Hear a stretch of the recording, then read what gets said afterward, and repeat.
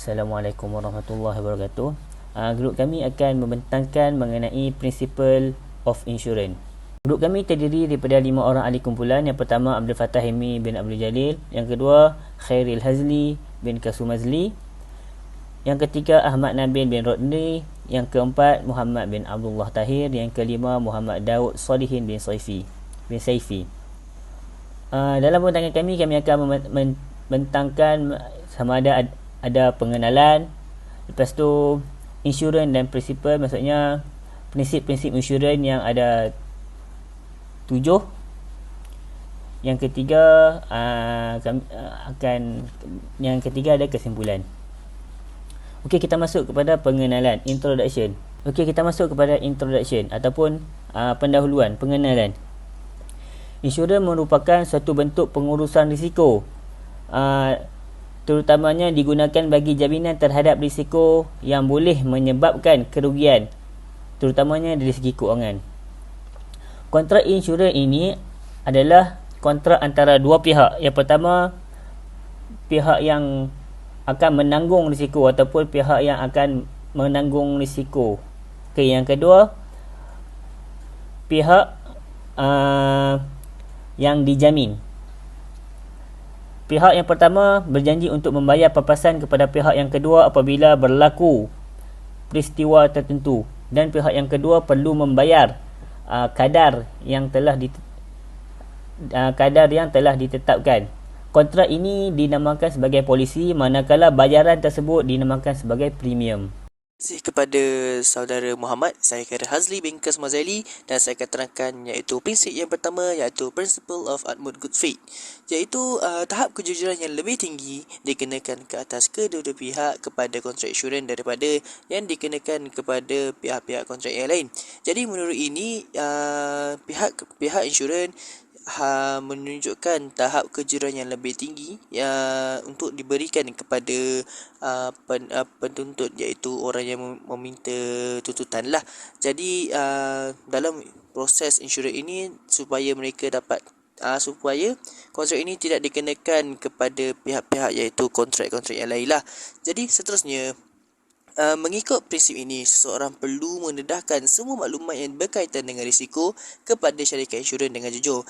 Jadi bagi seseorang yang ingin menuntut sebarang tuntutan dari pihak insurans, mereka haruslah menceritakan segala maklumat, iaitu semua maklumat yang berkaitan dengan muhasabah musibah yang telah dikenakan lah, iaitu mana-mana macam-macam inilah musibah yang macam terbakar ke, aksiden ke. Mereka harus bercerita semua apa-apa yang berkaitan dengan risiko tersebut supaya pihak syarikat insurans dapat memastikan bahawa awak adalah seorang yang jujur dan tidak menipu atas musibah yang berlaku. Jadi dalam prinsip tersebut, ia disokong oleh 3 doktrin tempatan, iaitu yang pertama perwakilan, kedua consumer iaitu kegagalan, ketiga adalah warranty iaitu jaminan. Yang pertama, perwakilan adalah kenyataan yang dibuat oleh pemohon insurans. Jadi jika seseorang itu ingin membuat sebarang tuntutan, dia adalah seorang perwakilan lah, iaitu yang adalah kenyataan yang dibuat oleh pemohon untuk insurans. Jadi bagi seseorang yang ingin membuat tuntutan daripada pihak insurans, mereka adalah perwakilan. Kedua adalah consumer, iaitu kegagalan dengan sengaja oleh pemohon insurans untuk mendedahkan fakta penting kepada syarikat insurans. Jadi menunjukkan bahawa kegagalan yang inilah dengan sengaja oleh pemohon insurans, iaitu orang yang membuat pentuntutan lah, untuk mendedahkan fakta penting kepada syarikat insurans. Jadi untuk mereka yang membuat fake news ataupun fake information lah. Jadi ketiga adalah jaminan, iaitu adalah yang menyatakan menjadi sebahagian daripada kontrak insurans dan jaminan oleh pembuatnya bahawa ia adalah benar dalam semua aspek. Pernyataan yang dibuat oleh pemohon dianggap sebagai representasi, iaitu perwakilan dan bukan jaminan. Jadi menurut fakta yang ketiga ni, iaitu warranty, sekiranya sesebuah syarikat itu ataupun sesebuah kedai mana-manalah yang membuatkan yang memberikan warranty kepada seseorang, mereka dapat untuk melaksanakan mereka adalah sebahagian daripada kontrak insurans. Sekiranya sebagai contoh, awak membeli sebiji motor Y15 ke apa-apa, company itu akan berikan awak waranti selama 2 tahun. Jadi sekiranya berlaku kemalangan ataupun apa-apa insiden, awak boleh meminta tuntutan daripada pihak waranti lah, kerana waranti ni adalah sebahagian daripada kontrak insurans. Jadi sekadar itu saja daripada saya. Saya akan serahkan balik kepada saudara Muhammad. Terima kasih. Okey, kita masuk kepada principle of causa proxima. Causa proxima ialah punca hampir, atau ia boleh dikatakan sebagai punca utama bagi sebarang kerugian yang berlaku. Prinsip ini juga diambil kira untuk mengklaim insurans ataupun mendapat pampasan. Contohnya, kita boleh contohkan sebagai contohnya rumah yang terbakar disebabkan lita pintas.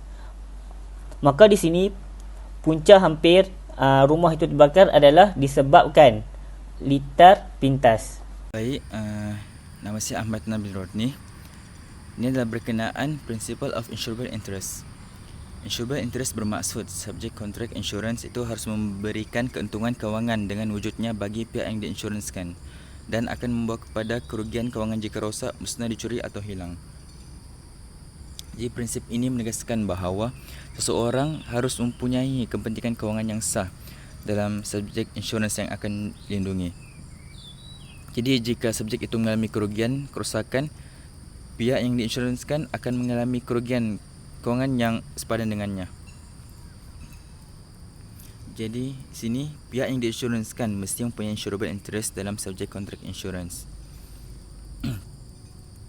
Jadi sebagai contoh, dalam insurans harta benda atau pemilik macam seperti pemilik rumah lah, mempunyai kepentingan kewangan yang sah dalam hartanya.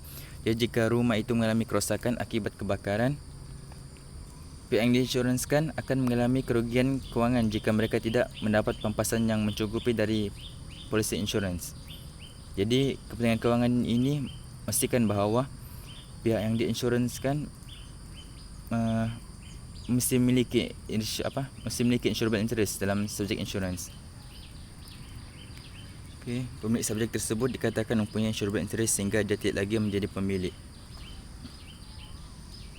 Okey, seterusnya. Okey. Ini adalah berkenaan Principle of Indemnity.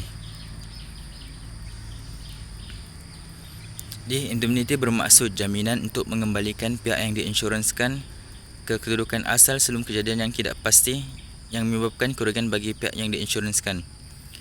Insurans memberi pampasan kepada pihak yang diinsurансkan.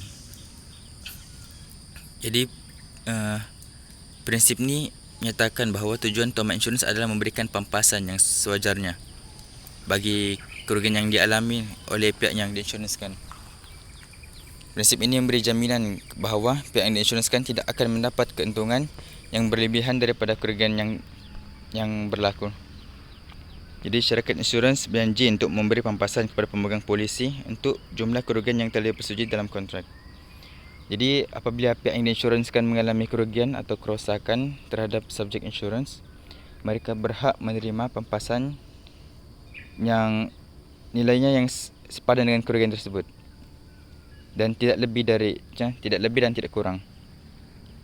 Jadi prinsip ini bertujuan untuk mengembalikan pihak yang diinsurансkan kepada kedudukan kewangan yang mereka miliki sebelum kerugian berlaku lah. Jadi tanpa memberi peluang kepada mereka untuk mendapatkan keuntungan ataupun kerugian tidak kurang tidak lebih. Okey, seterusnya. Jadi sini pada dasarnya bahagian kontrak ini adalah yang paling penting bagi pemegang polisi insurans kerana bahagian ini mengatakan bahawa seseorang itu mempunyai hak untuk diberi pampasan atau dengan kata lain dilindungi dari kerugian yang ditanggung. Jumlah pampasan adalah bergantung secara langsung dengan jumlah kerugian yang dialami. Syarikat insurans akan membayar sehingga jumlah kerugian yang dialami atau jumlah yang dipersetujui dalam kontrak mana yang lebih kecil. Jadi sebagai contoh, jika sebuah kereta mengalami kerosakan yang bernilai RM10,000, akibat kemalangan. Jadi ianya kena memastikan bahawa pihak yang di insurans tu perlu menerima pempasan sebanyak nilai kerugian tersebut sebanyak RM10,000 lah. Jadi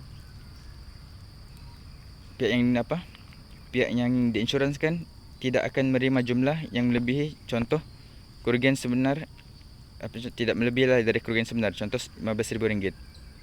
Jadi prinsip ini membantu menjaga keadilan dalam proses pampasan insurans. Okey, saya serahkan pada pembentang yang seterusnya. Assalamualaikum warahmatullahi taala wabarakatuh. Nama saya Muhammad Daud Salihin. Jadi saya akan masuk kepada prinsip takaful yang seterusnya, iaitu principle of subrogation. Okey, principle of subrogation ataupun prinsip subrogasi ini dia merujuk kepada amalan penggantian seseorang atau kumpulan oleh orang lain dalam kes tuntutan hutang dalam insurans. Subrogasi ialah komponen penting dalam prinsip indemnity yang merupakan faktor pembezaan antara kontrak komersial dan kontrak insurans. Dalam erti kata lain, apabila penanggung insurans telah membayar kepada pihak yang diinsurankan untuk sebarang kerugian atau kerosakan pada harta tersebut, hak untuk pemilikan harta kemudiannya berpindah kepada syarikat insurans. Lihat pada contoh bagi principle of subrogation ni, contoh dia jika si NCA ni dia cedera dalam kemalangan jalan raya disebabkan oleh pemanduan yang melulu ataupun pemanduan secara lalai oleh pihak ketiga, syarikat yang NCA ambil insurans itu akan membayar pampasan kerugian yang berlaku kepada NCA dan juga akan menyaman pihak ketiga untuk mendapatkan semula wang yang telah dibayar sebagai tuntutan. Okay, kita masuk pula kepada slide seterusnya, iaitu prinsipal yang seterusnya, iaitu principle of contribution. Apa yang dimaksudkan dengan principle of contribution ni? Principle of contribution ni kalau dalam bahasa Melayu ia bermaksud prinsip perkongsian sama rata. Prinsip perkongsian sama rata ni dia terpakai apabila penginsurans ni dia mengambil lebih daripada satu polisi insurans untuk perkara yang sama. Ia menyatakan perkara yang sama seperti dalam prinsip indemnity, iaitu penginsurans tidak boleh membuat keuntungan dengan menuntut kerugian atau perkara lebih daripada polisi atau syarikat yang berbeza. Kita tengok pula kepada slide seterusnya, iaitu contoh bagi prinsip perkongsian sama rata ni. Okey, satu harta yang bernilai RM10,000 diinsurankan dengan syarikat A untuk RM5,000 dan dengan syarikat B untuk RM3,000. Kemudian jika berlaku kerosakan pada harta itu sebanyak RM5,000, pemilik insurans boleh menuntut amount ataupun jumlah penuh daripada syarikat A, tetapi dia tidak boleh menuntut sebarang amount daripada syarikat B. Okey, kini syarikat A boleh menuntut amount kadar nilai yang dibayar balik daripada syarikat B. Okey, pada masa yang sama, pengendali takaful yang terlibat ni dia mesti memberi perlindungan kepada kepentingan yang sama, iaitu terpakai apabila orang yang sama melindungi kepentingan yang sama dengan lebih daripada satu pengendali takaful. Yang seterusnya, perlindungan kepada subjek yang sama, iaitu kedua-dua sijil takaful yang dikeluarkan mestilah melindungi perkara yang sama berkenaan dengan tuntutan yang dibuat. Dan terakhir sekali, memberi perlindungan kepada peril yang sama, iaitu sumbangan timbul hanya jika kedua-dua sijil takaful termasuk perlindungan yang sama yang menyebabkan kerugian. Baik, untuk bahagian seterusnya saya serahkan kepada sahabat saya. Okey, sekian, terima kasih. Bismillahirrahmanirrahim. Assalamualaikum warahmatullahi taala wabarakatuh. Alhamdulillah, wassalatu wassalamu ala asyrafil anbiya'i wal mursalin wa ala alihi washabbihi ajma'in. Terima kasih kepada saudara Daud. InsyaAllah saya Abdul Fattah Hilmi bin Abdul Jalil akan meneruskan berkaitan dengan prinsip yang ketujuh, yakni principle of mitigation. Okey, prinsipal of mitigasi adalah prinsip asas insurans yang menyatakan bahawa pihak yang diinsurankan mempunyai kewajipan untuk mengambil langkah yang munasabah untuk mengurangkan risiko kerugian atau kerosakan kepada harta yang diinsurankan.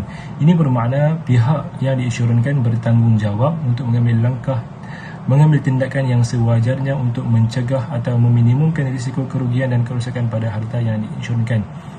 Okey, jadi pihak yang sewajarnya itu perlulah mengambil langkah yang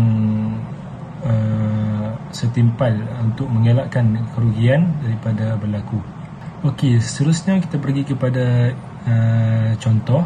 Okey, jika anda memiliki rumah dan mempunyai perlindungan insurans, anda dijangka mengambil langkah yang munasabah untuk mengelakkan kerosakan pada rumah, seperti memasang pengesan asap, menyelenggara sistem elektrik dan paip, dan memastikan harta benda anda bebas daripada bahaya. Jika anda gagal mengambil langkah yang munasabah untuk mengelakkan kerosakan pada harta benda anda dan kerugian berlaku, jadi syarikat insurans anda mungkin mengurangkan jumlah tuntutan anda atau menafikan perlindungan sama sekali.